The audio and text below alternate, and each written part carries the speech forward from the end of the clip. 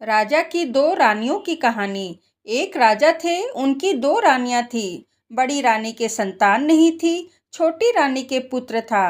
राजा छोटी रानी व राजकुमार को बहुत प्यार करता था। बड़ी रानी छोटी रानी से ईर्ष्या करने लगी। बड़ी रानी छोटी रानी के पुत्र के प्राण हरण कर लेना चाहती थी।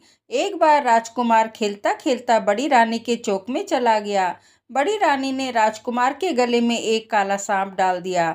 छोटी रानी दशा माता का व्रत करती थी। राजकुमार दशा माता का दिया हुआ था। दशा माता की कृपा से सांप राजकुमार को बिना नुकसान पहुंचा ही चला गया। दूसरे दिन बड़ी रानी ने लड्डुओं में जहर मिलाकर राजकुमार को खाने के लिए दिया। राजकुमार जैसे ही लड्डू खाने लगा, दशा माता एक दासी का रूप धारण करके आई और राजकुमार के हाथ से लड्डू छीन लिए। बड़ी रानी का यह वार भी खाली गया। रानी को बड़ी चिंता हुई कि किसी भी तरह राजकुमार को मारना है।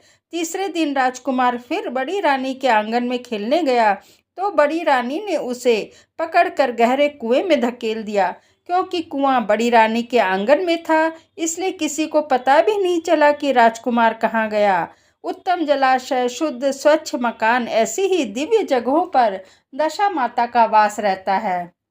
जैसे ही बड़ी रानी ने राजकुमार को कुएं में धकेला, दशा माता ने उसे बीच में ही रोक लिया। इधर दोपहर हो जाने पर राजकुमार के ना लौटने पर राजा और छोटी रानी को बड़ी चिंता सताने लगी।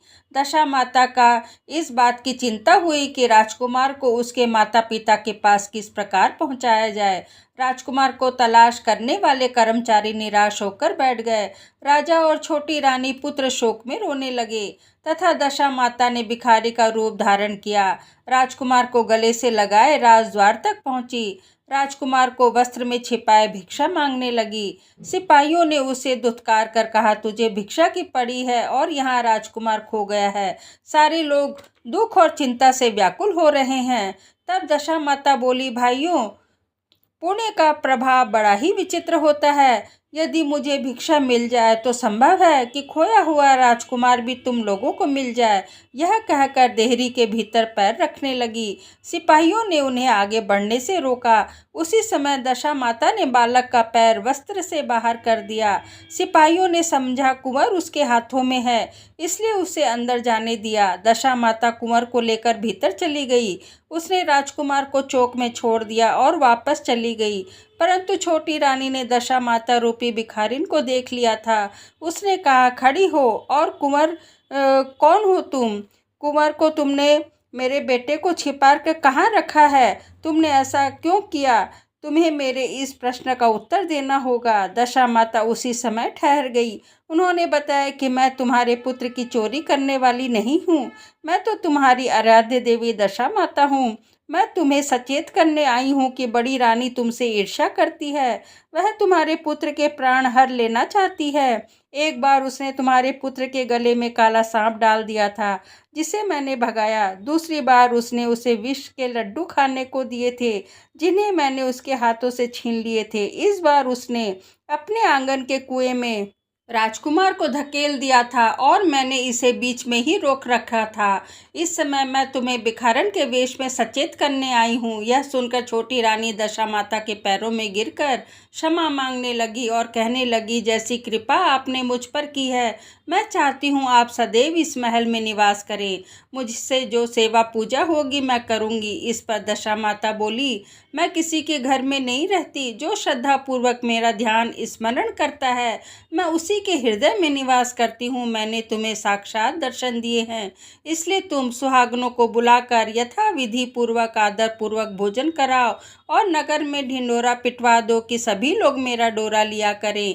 यह कहकर दशा माता अंतर्ध्यान हो गई। रानी ने अपने राज्य के सौभाग्य के लिए सुहागन स्त्रियों को न्योता देकर बुलाया और उपटन से लेकर श्रृंगार तक की यथाविधि सेवा कर भोजन कराया और दक्षिणा में गहने आदि देकर विदा किया। रानी ने अपने राज्य में ढिंडोरा पिटवा दिया कि अब से लोग दशा माता का डोरा लिया करें। जय हो दशा माता की। अब गणेश जी की कहानी। एक ब्राह्मण था। वो रोज सवेरे जल्दी उठकर गंगा जी नहाता और आकर विनायक जी की पूजा करता था।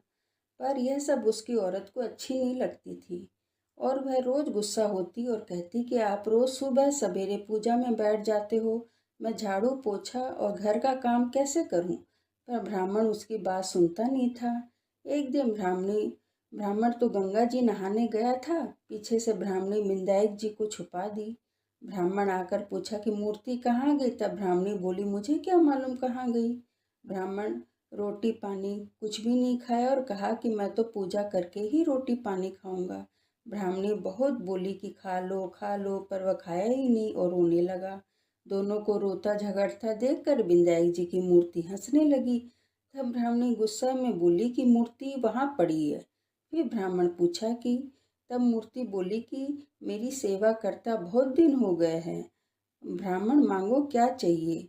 तब ब्राह्मण बोला कि अन्न मांगू, धन मांगू, जितना भी दुनिया में सुख है सब मांगू। विंध्याक जी ब्राह्मण को सारे सुख अन्न धन दे दिए। ब्राह्मण मूर्ति को मंदिर में रख कर उसकी पूजा करने लगा।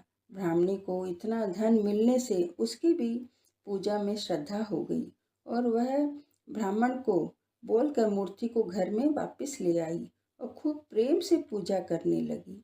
हे विंध्याक जी महाराज, जैसा ब्राह्मण को सुख दिया, संपत्ति दी, वैसा हम सबको भी देना। कहता न सुनता न होकारा भरता न, अपने सारे परिवार को देना, हमें भी देना।